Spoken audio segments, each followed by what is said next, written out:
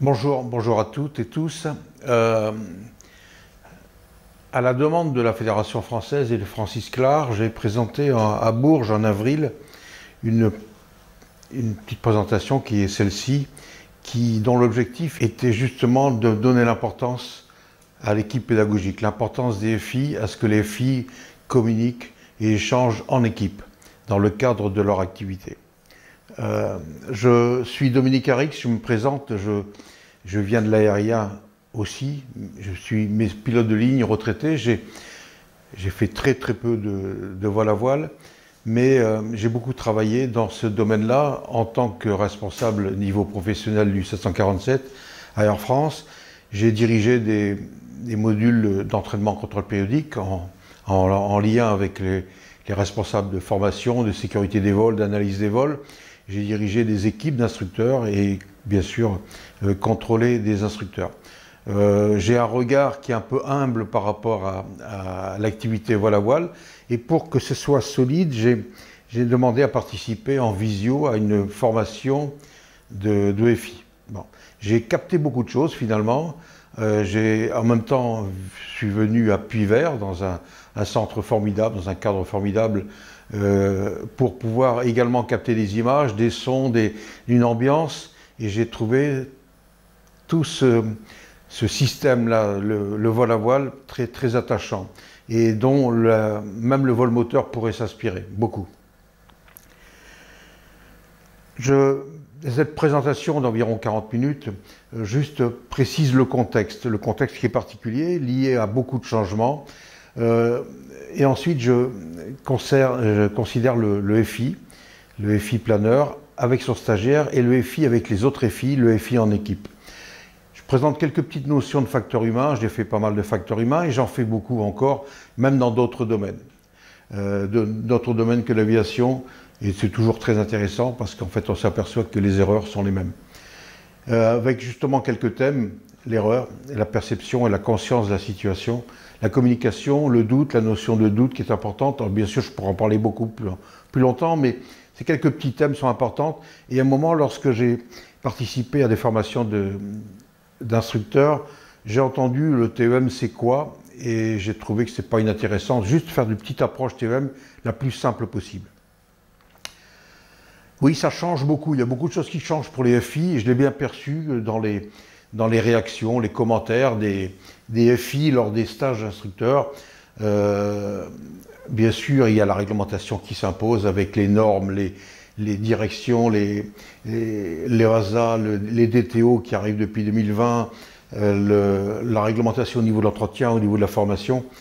Toute cette rigueur qui est nécessaire, qui était nécessaire, perçue comme telle, est importante, mais perçue comme rigide aussi. Perçue comme rigide, et à chaque fois c'était un peu compliqué et perçu comme la remise en cause. Avec des nouveaux cursus de formation, puis des outils importants, tous ces outils-là.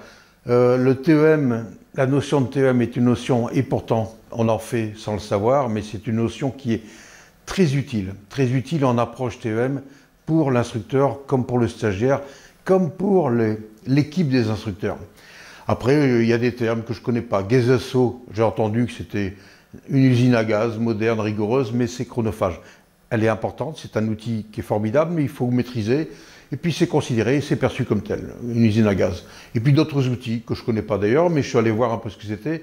EVA, Wingu, e-learning, le e-learning, le PASS qui est bien perçu, la notion du PASS qui est nouvelle aussi. Et puis le CRESAG. CRESAG, ça évolue beaucoup. Il y a la culture de la déclaration, culture du retour d'expérience se fait petit à petit, comme dans l'aviation d'ailleurs, comme dans l'aviation légère, et ça gagne beaucoup et c'est un outil formidable.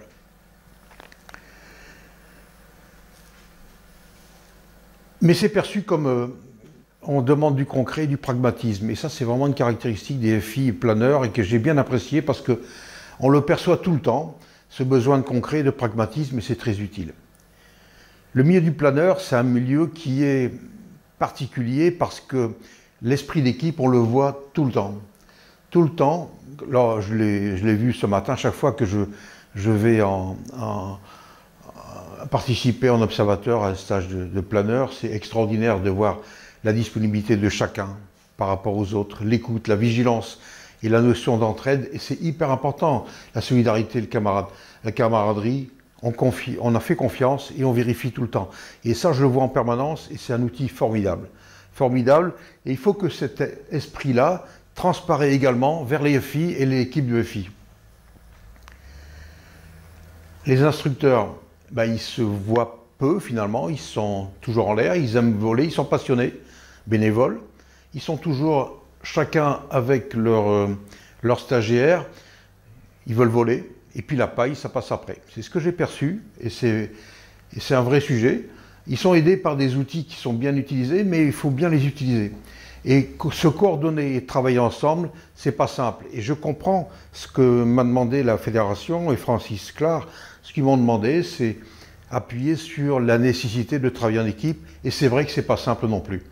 Et on a besoin d'échanger. Je l'ai bien vu lors des visios, des stages en visio. C'est pas inintéressant de voir ça avec les commentaires. Et c'est très important d'échanger. J'ai vu beaucoup d'échanges dans l'objectif, l'intérêt du stagiaire.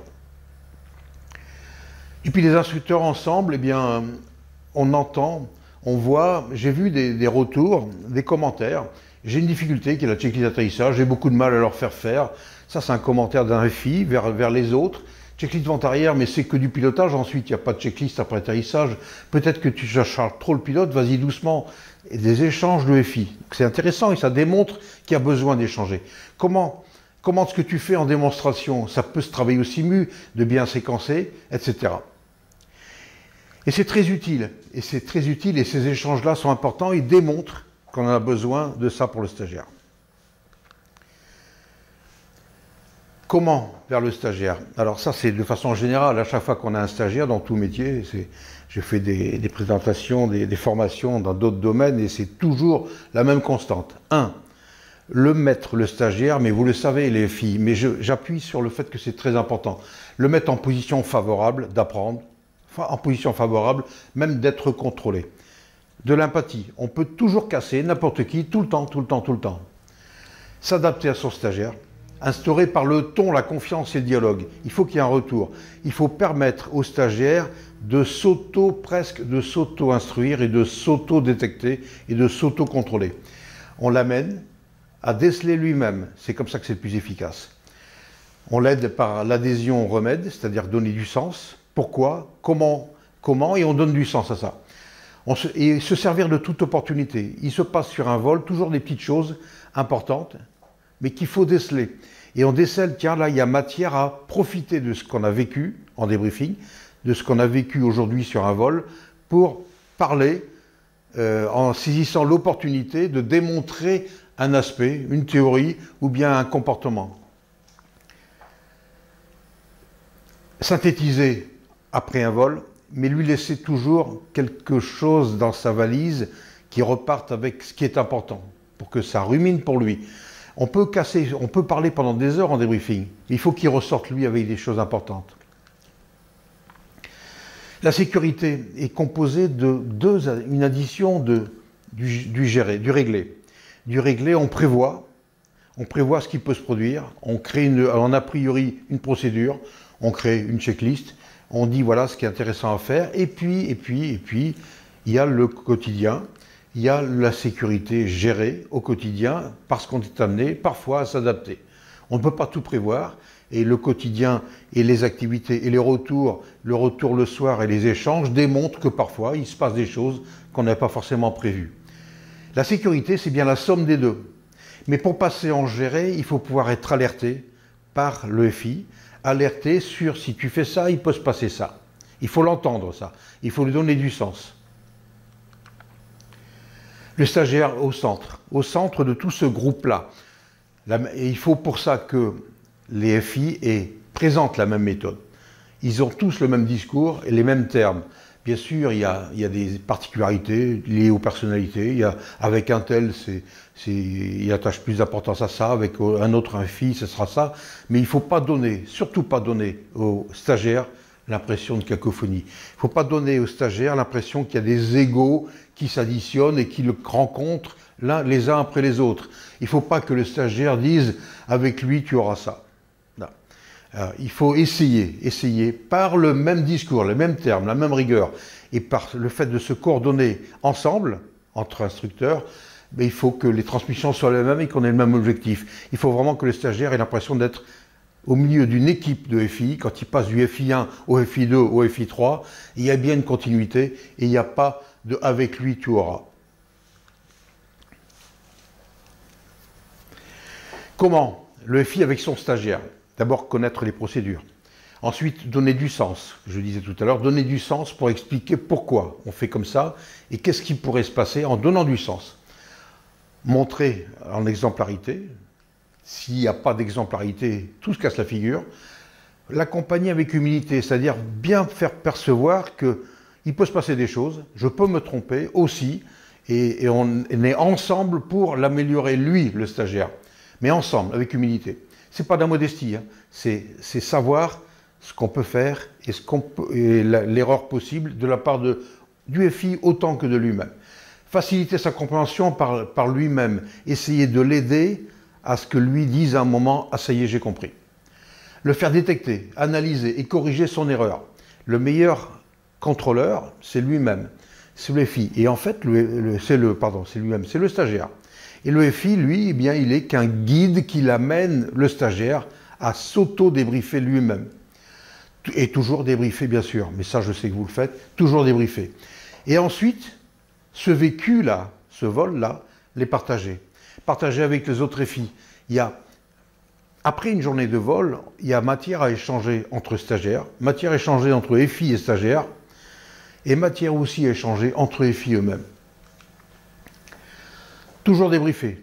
Alors, un bon débriefing, là, moi, je sors toutes ces idées-là de la part de, comment il s'appelle, Tuili, je pense, c'est l'entraîneur de l'équipe de France de... Tilly, l'entraîneur de l'équipe de France de volleyball. C'est extraordinaire. Extraordinaire comment il a pu, à un moment aux Jeux Olympiques de 2022, je crois que c'était ça, plonger pour essayer de rattraper la balle alors qu'il n'avait rien à faire. C'était pas lui le joueur, c'était lui l'entraîneur. Mais il a fait tellement d'empathie, il était tellement au milieu de cette équipe-là avec eux qu'il s'est surpris lui-même à plonger pour essayer de rattraper le ballon. Ne pas trop en dire, communiquer efficacement et positivement. Il ne faut pas trop en dire au stagiaire, il faut que lui perçoive vraiment, il ressorte tout ce qui sort du débriefing. Si le débriefing est trop large et trop compliqué, ça va être difficile pour lui de retenir ce qui est important. Positivement, efficacement. Le négatif, il reste dans les esprits. Alors bien sûr, il y a des choses qui ne vont pas, mais il faut le donner dans le sens de ça, il y a eu une erreur, et pourquoi? Positivons et expliquons pourquoi elle s'est faite et qu'est-ce qu'on peut faire après. Il faut ressortir en positif. Et puis c'est lui qui va s'auto-débriefer. Veiller à son attitude, sa propre attitude de FI. Il est évident qu'il faut qu'on s'implique dans ce qu'on dit, il ne faut pas que le non-verbal soit le contraire du verbal, et bien sûr, et il faut aussi... Ah oui, le rentiler, c'est ça. Et il faut que dans notre comportement, eh bien, on ait une attitude positive qui correspond à ces débriefings. Et ensuite, partager avec le FI. Et tout ça, c'est toujours pour le stagiaire. Avec l'autre FI, on a besoin de partager. Et on le voit bien dans les visios, on voit bien dans les commentaires, le besoin qu'ils ont d'échanger entre eux. Alors bien sûr, il y a ces termes-là qu'on découvre aussi avec tous les aspects non techniques. Mais c'est vrai qu'on perçoit l'instructeur, parfois, il dit, tiens, c'est un bon pilote, mais, il y a quelque chose, Et il n'y a pas que le pilotage. Il y a le comportemental, il y a le non technique. Et c'est vrai que dans le non technique, eh bien alors bien sûr, il y a plein de termes en facteur humain, non technique, oui, il y a plein de termes. Mais les termes importants, c'est bien ça. Conscience situation, gestion de la charge de travail, la communication et la décision. Et il faut toujours, et on est amené, quand on y va de façon régulière, eh bien à chaque fois qu'on est amené à expliquer quelque chose, on va se dire pourquoi. Et pourquoi? Et on va remonter dans le non technique. Pourquoi? Pourquoi il loupe à chaque fois dans cette circonstance-là? Pourquoi il loupe cet exercice? Pourquoi? Et c'est un bon pilote, mais oui, il n'y a pas que le pilotage. Et on s'aperçoit que parfois, le comportement n'est pas opportun. Et en fait, se poser cette question, pourquoi? Et en faisant parler l'élève. Et quand on a un événement, on peut s'apercevoir que quand on analyse l'événement, on a bien plusieurs causes possibles, des causes profondes possibles. Ou bien il ne sait pas, ou bien il n'a pas vu, ou il ne pensait pas que, ou bien il s'attendait à autre chose. ou bien on lui avait dit que, etc., etc. Et en fait, ça donne des axes de correction qui sont complètement différents. Et on voit de la gestion de charge de travail qui n'était pas opportune, on voit de la conscience de la situation qui n'était pas non plus, on s'est trompé, on croyait que, et tout le monde, dans tout métier. Et en fait, il faut partir de là pour se débriefer, et utiliser le vol pour débriefer les compétences. Et débriefer une compétence, ça servira non seulement à résoudre ce qu'on a observé, mais aussi bien d'autres faits, bien d'autres particularités du vol. Le memento instructeur, j'ai vu votre memento instructeur, il est très bien fait, très très bien fait. Et puis, toutes ces considérations-là doivent aussi se transmettre vers le FI suivant, pour qu'il y ait de la continuité vers le FI suivant, et tout ça c'est dans l'intérêt du stagiaire. Avoir la même culture en équipe de FI. La progression, il faut que les vécus du stagiaire, il faut que ce soit relayé et transmis. Il faut qu'il y ait de la continuité. Il faut qu'il y ait une main courante qui passe d'un FI à l'autre, ou bien du verbal, bien sûr. Partager ses réussites et ses difficultés. Et on voit bien dans les échanges que parfois les FI ont des difficultés d'ordre pédagogique. Eh bien, c'est avec les autres qu'ils peuvent les résoudre. Se réunir, questionner l'autre FI, qu'est-ce que tu en penses, et puis s'aider. Il y a beaucoup de matière à progresser en tant que FI, en échangeant avec les autres FI sur les vécus de chacun. Se remettre en cause aussi en FI, grâce à l'autre FI. Effectuer ensemble les mises à jour. Ah, tu savais pas? Oui, parce que maintenant, il y a ça et ça. Ah, ok, d'accord. Ben, voilà, on découvre. Et rester solidaire et ne pas déstabiliser le stagiaire. Il faut que le stagiaire ait le sentiment que ces deux FI-là parlent le même langage. Celui qui était avant, celui qui l'aura après. Avec, en lien, et c'est là, le responsable pédagogique a un rôle important. Pour la même culture. Ah, cette petite boule chinoise, là, on enlève un bout de papier, la boule s'effondre. Eh bien, l'équipe, c'est ça, c'est l'ensemble des papiers. Pour que ça fonctionne. Autour du stagiaire, il y a plein de monde, il y a plein de choses, il y a plein de règlements. Il y a tous ces textes-là, ces autorités, ces tutelles. Il y a le club, l'entretien, le CPS, le responsable pédagogique, les instructeurs, les FI qui se succèdent, le contrôleur. Il y a les personnes en piste, le remorquage. Et puis ensuite, il y a le parcours.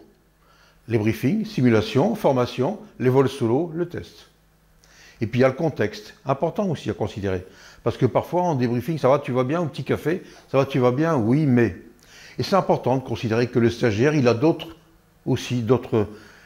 contextes, comme la famille, l'employeur, les études. Il faut considérer ça aussi. Il ne faut pas s'immiscer, mais il faut le considérer. Les autres stagiaires, le lien avec les autres stagiaires, l'aspect médical. Derrière, il y a l'assureur qui est là aussi. Tout ce monde-là est bien autour du stagiaire. Et on se pose la question, quand il s'agit d'analyser un fait, toujours se poser la question, comment se fait-il que ce système a amené à ce REX? Voilà, aussi, celui qui a vécu un REX, qui a fait une erreur, il ne dort pas bien. Il en parle, il dort mieux après. Il en parle, on l'explique, on analyse, on dit pourquoi. Il en parle, il dort encore mieux après. Et on dit voilà ce qu'on pourrait faire, il dort encore mieux après. Mais je travaille dans la santé, c'est la même chose à la santé. Petite parenthèse, je travaille maintenant à la SNCF, mais que c'est difficile, parce qu'on n'a pas tous ces systèmes-là, on n'a pas cette aide-là. Et c'est terrible de voir que dans un milieu, dans une culture d'entreprise, on peut avoir des jeunes cassés par un événement qui n'ont pas pu être débriefé, Comment s'organiser ensemble pour le stagiaire? En équipe, chacun a ses compétences, chaque FI a ses compétences, chacun perçoit et chacun se fait sa petite conscience de la situation, d'une situation donnée. Vol, météo, contexte, pédagogique, chacun a sa vision. Si on partage, ça change, ça modifie un petit peu les consciences de chacun. Par des communications, par des échanges, par des briefings. C'est formidable le briefing auquel j'ai assisté ce matin. Par les débriefings, eh bien, on a une compréhension globale, ensemble, et c'est beaucoup plus riche. Et ça construit le maintien en équipe du projet pédagogique, et c'est la synergie du groupe DFI, dans l'intérêt du stagiaire. Cette image des suricates, pour moi, elle révèle beaucoup de choses, et on le voit, je le vois dans un bloc chirurgical. Souvent, on a un problème, ils me disent, on n'arrive pas à leur faire la checklist, je vais assister à des interventions et je m'aperçois que le problème n'est pas la checklist, il est l'équipe. Il est le problème, l'équipe. Et ils ne s'entendent pas, ils ne se voient pas, ils sont craints, ils n'osent pas dire j'ai un doute, etc. etc. C'est terrible. Ça doit être comme les suricates. Et les instructeurs, les FI, c'est pareil. Quand tout le monde regarde à gauche, il y en a toujours un qui regarde à droite.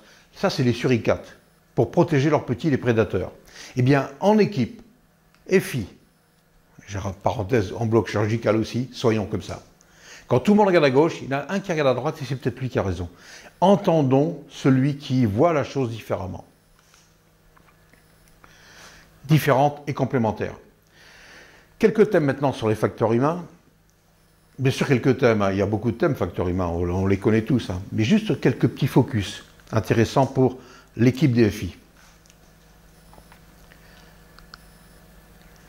Je vais vous demander, alors bien sûr vous êtes en visio, mais je vais vous demander quand même de lire 3 phrases. 3 phrases courtes, mais en 5 secondes.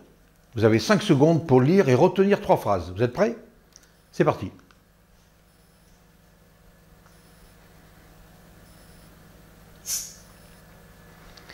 Et maintenant, je vous demande, mais c'est vous qui répondrez pour vous-même, les 3 phrases sont. Et vous allez me dire, là, je raisonne, je ne vous vois pas, là, en principe, je vous interrogerai, mais je ne vous vois pas. Mais statistiquement, je vous interrogerai, et vous avez raison, parce que vous aurez trouvé le résultat. Une pomme dans la main, la souris sur le carrelage et la lune dans le ciel. Est-ce qu'on est d'accord? Eh bien, on va vérifier. Et là, vous vérifiez, statistiquement, vous me dites, oui, c'est bien ça. Eh bien, vous faites 2 types d'erreurs. Tout d'abord, ce n'est pas une pomme dans la main, lisez à l'envers, mais bien une pomme dans la main. Et vous avez raison, parce que vous étiez sous pression temporelle. Et parfois, on agit sous pression d'un autre, sous stress, sous pression du temps. Dépêche-toi. Est-ce que tu peux lire mon texte là? Et dépêche-toi parce qu'il faut que je l'envoie de suite. Mais la lecture, la relecture sera mauvaise, évidemment. Et on a raison, vous avez raison de lire une pomme dans la main, parce qu'on est humain et parce que c'est pertinent. C'est pertinent. La machine est incapable de lire ça. Et la deuxième erreur, c'est de confirmer, oui, parce que c'est une erreur de confirmation. Souvent, on relit la même chose que ce qu'on a lu précédemment. Et il y a aussi des événements liés à ça. L'erreur est inévitable pour tout le monde. Tout le monde.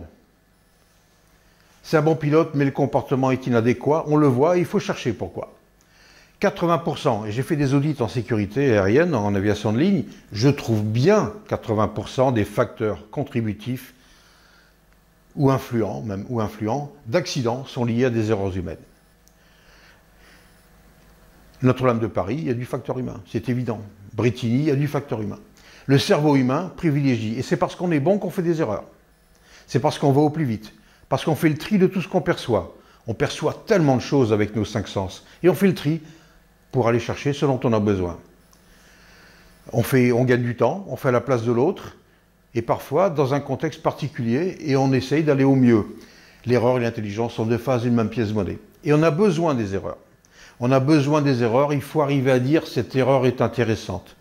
Tu as fait cette erreur-là, ah oui merci, je te suggère de la déclarer. Fais un REX, fais un retour d'expérience, elle est intéressante, on va la travailler, ça m'évitera à moi de la faire. Parce que toute erreur qui s'est faite se refera.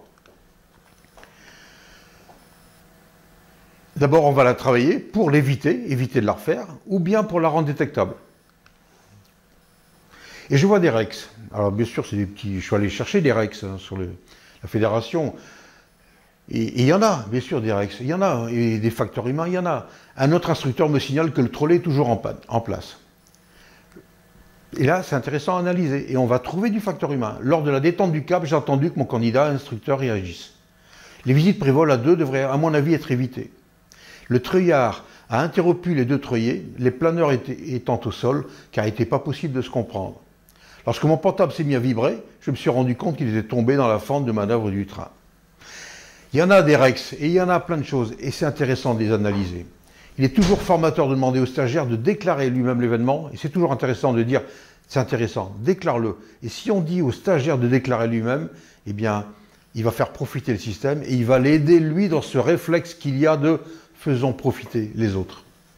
Toute l'activité, mon activité, moi, de ligne en 38 ans, se résume en 15 jours à la compagnie. autant profiter des erreurs des autres. Jamais j'imagine possible de faire toutes les erreurs possibles. Et pourtant j'en ai fait. Mais parfois il m'arrive de dire tiens, j'ai jamais fait celle-là. Ah ben tiens, celle-là je la ferai peut-être, etc. pour la travailler. Le partage. Le partage, j'ai fait une erreur. Et redire, une sacrée erreur, parce que ça nous travaille. Et si on arrive à l'expliquer et à le dire, si on ose la partager, toujours il y aura quelqu'un qui dira si tu savais ce qui m'est arrivé. Je fais le rallye Toulouse-Saint-Louis du Sénégal en petit avion. Dommage qu'on ne puisse pas le faire en planeur, même s'il y en a qui ont fait des grandes distances, c'est dommage, mais qu'est-ce que c'est riche. Mais qu'est-ce que c'est riche en débriefing et en vécu.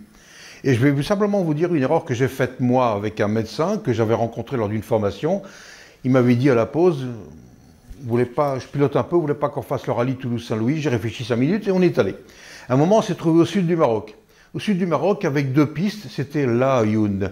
La Ayoun, il y a 2 pistes. On venait du nord et le briefing du matin a dit attention, ne vous trompez pas de piste, il y a une piste militaire, une piste civile, à 02, à 04. Bien sûr, prenez. En plus, il dit prenez celle de droite. Je fais attends, si c'est dans l'autre sens, ce sera celle de gauche. Bref, il y a une discussion, ok, on y va. J'étais à droite, le pilote me fait son petit briefing arrivé et il dit bon, il fait impeccable, ça sera cette piste-là, etc. Et puis je lui suggère, je lui dis tiens, pendant la vente arrière qui se prolongeait un petit peu pour séparation, le contrôleur nous avait demandé de prolonger au sud, je lui dis si tu veux, on va profiter de ça pour travailler l'atterrissage de précision. Et je lui montre la photo de la piste et je lui dis tiens, tu vas poser les roues là, sur les plots. Il dit ok. On prolonge au sud, puis hop, autorisé à revenir. C'était un peu brumasseux. Un peu brumasseux, et on se rapproche, et là on cherche, et on trouve la piste. Et il me dit, tiens, c'est bizarre, dis donc. Il n'y a pas le dessin que tu m'as montré. Et qu'est-ce que je lui réponds? Ah oui, tu as raison, c'est bizarre. Ils ont repeint la piste. J'étais dans un billet énorme de conformité par rapport à ce que j'attendais. Ils ont repeint la piste. On se pose. Et puis on attendait les taxiways sur la gauche, et puis ils étaient tous à droite. J'appelle la tour, je dis désolé, on s'est trompé de piste, parce que je regarde le cap, je dis merde, 0,20 et non pas 0,40. Et il me dit, autorisé atterrissage, 0,2. Je fais non, on est déjà dessus. Ok, on roule vers le parking. En passant en bas de la tour, il me fait signe, c'est l'apéro. Ok, bon d'accord, ce sera l'apéro. Et je raconte le soir cette histoire-là. Et je raconte qu'effectivement, 0,2, 0,4, c'est pas les mêmes pistes.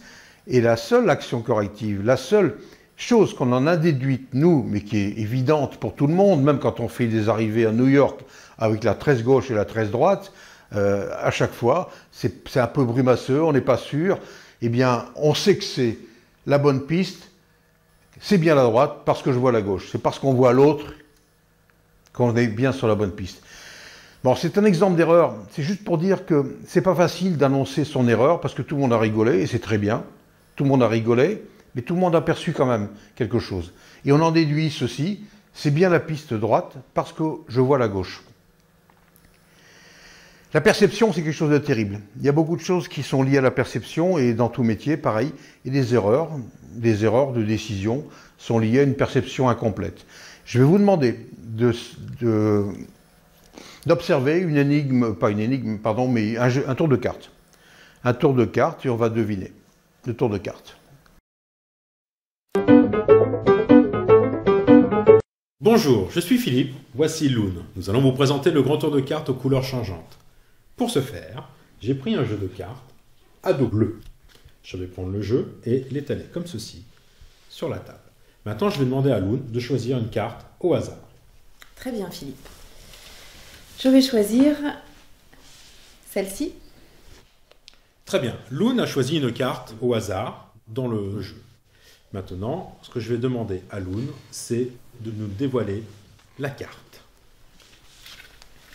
J'ai choisi le 3 de carreau. Excellent choix, Loon.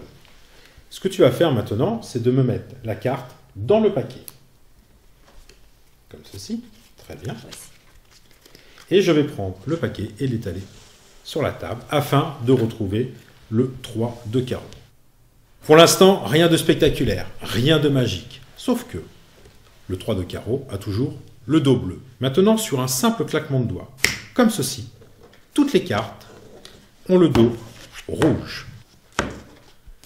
C'était le grand tour de cartes aux couleurs changeantes. C'était pas un tour de cartes.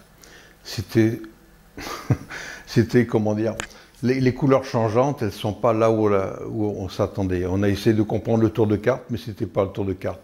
Non, c'était autre chose. Est-ce qu'on a vu 4 changements? Ils ont changé de t-shirt, on a changé le fond et on a changé la nappe. Donc c'est du montage. C'est du montage simplement. Mais nous, on est dans une mission qui est de deviner le tour de cartes. Et parfois, on s'aperçoit que si on dit à quelqu'un, si on dit à un stagiaire, fais bien attention à ça, il fera bien attention à ça. Mais il est évident qu'il ne peut pas faire attention à tout et qu'il va être obligé de gérer ses ressources et ses priorités. Et parfois, la perception est défaillante parce qu'on était dans une mission particulière. Et les couleurs changeantes n'étaient pas celles qu'on attendait. Et donc, on a compris peut-être le tour de cartes, on a essayé de comprendre, mais il y a des choses qu'on n'a pas vues. C'est comme ça. 80% de nos erreurs de décision ont pour une origine la perception. On n'a pas tout perçu. Parce que pour des raisons, pour une autre, pour une raison, pour une autre, parce qu'on est stressé, fatigué, parce qu'on est en conflit même, parce qu'on est interrompu, etc. Et à chaque fois, si on traite le pourquoi tu n'as pas perçu, parce qu'à ce moment-là, quelqu'un m'a demandé quelque chose.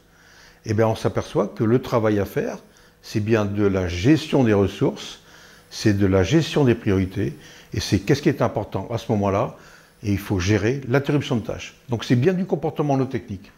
80% ont une origine de la perception, 15% la compréhension et 5% l'anticipation. Et en fait, on s'aperçoit que souvent, c'est au niveau de la perception qu'on est à travailler. Une autre perception, c'est les illusions visuelles ou sensorielles même. Parfois, les illusions sensorielles, c'est quelque chose de difficile à percevoir. Et parfois, on ne se rend pas compte qu'on est dans un contexte et on ne voit pas bien. Et en illusion visuelle, simplement, ce damier d'Adelson, là, si on se pose la question quelle est la case la plus sombre, A ou B, eh bien, on va évidemment tous, en réaction, dire c'est la case A. Nos yeux voient et je dis c'est la case A.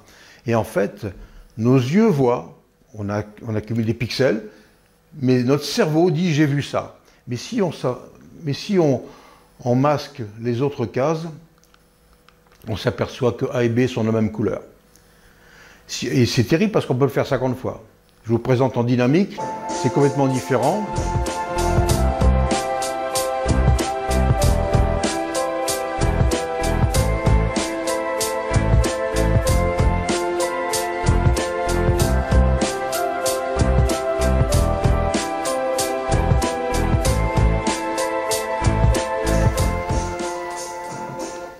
Tout simplement. Ça rend humble finalement, parce qu'on peut se tromper. Nos yeux voient et j'ai vu ça. Notre cerveau a dit j'ai vu ça. Pour le stagiaire, comme pour nous FI. Quand on est dans un processus d'activité, on est souvent en mode automatique et heureusement, c'est souvent très pertinent. On a une intention d'arriver à un résultat. Et en fait, on passe toujours par les mêmes cases. On perçoit, on comprend, on anticipe. Ça, c'est la conscience de la situation. Et on décide. Et on agit. Mais parfois, la perception, comme je disais, est partielle. Il y a un défaut. Et souvent, c'est là que ça se coince. C'est là que ça coince. Je croyais que, il me semblait que, j'avais compris que, etc.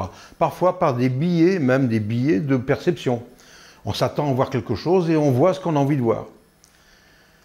Parfois, il y a des erreurs de compréhension, mais tout ceci amène à des erreurs de représentation. Et dans tous les métiers. Hein. Parfois, avec des grosses erreurs. Erreurs d'anticipation possibles, et on tape à côté. Mais parce qu'à un moment, on est formé à gérer l'erreur possible, à se remettre en cause, à avoir un petit doute, à vérifier, à s'auto-vérifier, à demander à l'autre de vérifier, eh bien, on recadre en faisant peut-être la même erreur ou pas, avec un plan d'action qui peut être une bonne pratique, tout simplement. Et la checklist permet, en mode contrôlé, de vérifier si on n'a pas oublié quelque chose, tout simplement. C'est une bonne pratique qui permet de rendre l'erreur détectable. On a besoin, comme je le disais tout à l'heure, des 3 compétences. Le savoir, le savoir-faire, mais travaillons aussi le savoir-être parce que parfois la solution est là. Au niveau de la communication, c'est compliqué la communication. Parfois c'est compliqué pour être sûr que l'autre a bien compris. Et on est amené, nous, et on le sait bien, à parfois faire répéter, à collationner. Parce que toutes ces erreurs possibles qui viennent entre ce que je pense, ce que je veux dire, ce que je dis, il y a un codage qui se fait, un décodage qui se fait parfois erroné.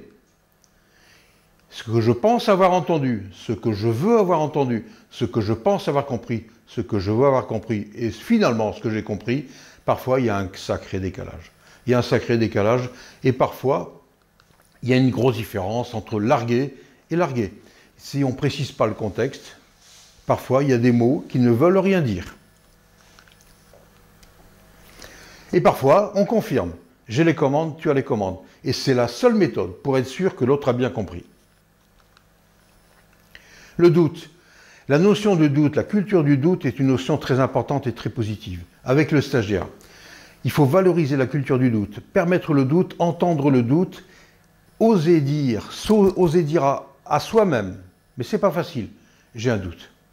Oser dire, je te fais confiance et je vérifie ce que tu fais. Il faut l'entendre. Il y a tellement de métiers où c'est impossible à dire cette phrase-là, impossible à dire. Jamais négliger un doute, toujours vérifier. Et parfois on ne vérifie pas. Pourquoi? Parce qu'on a peur de paraître idiot, parce qu'on est censé savoir, parce qu'on a peur de se faire engueuler, parce qu'on ne voulait pas perdre de temps, etc. Et c'est compliqué. Mais on n'est pas bien. Et si on lève le doute, on entend, on vérifie, on est tous mieux après. On est tous mieux après. C'est terrible parce que la perception parfois nous amène aussi à des erreurs. À des erreurs de perception qui font que... Pourquoi? Pourquoi? Et on analyse le pourquoi. Mais il n'y a pas que nous. Il y a cette petite vidéo intéressante d'un oiseau. Ça, c'est une piste d'atterrissage, ça. C'est une piste d'atterrissage. Et l'oiseau rentre à la maison.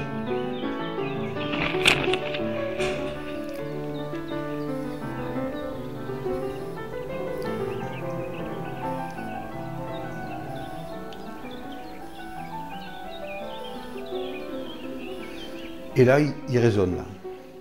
Il se dit, mais merde. Pourquoi j'ai pas vu la branche? Pourquoi j'ai pas vu la branche? Parce qu'il rentrait à la maison. Mais c'est terrible parce que on est comme lui des fois quand on rentre à la maison. Quand on rentre à la maison, il y a des choses qu'on ne perçoit pas. Et qu'on ne perçoit pas et on arrive à des erreurs. Après, il faut dire, tiens, je ne veux pas le dire aux copains parce que ils vont me prendre pour un imbécile. Je vais quand même faire une fiche. Je vais quand même faire un règle parce que c'est intéressant, parce que ça arrivera à tout le monde. La notion de TEM. TEM, traitement des erreurs et des menaces, ou Threat Error Management. On a beaucoup progressé depuis 20 ans.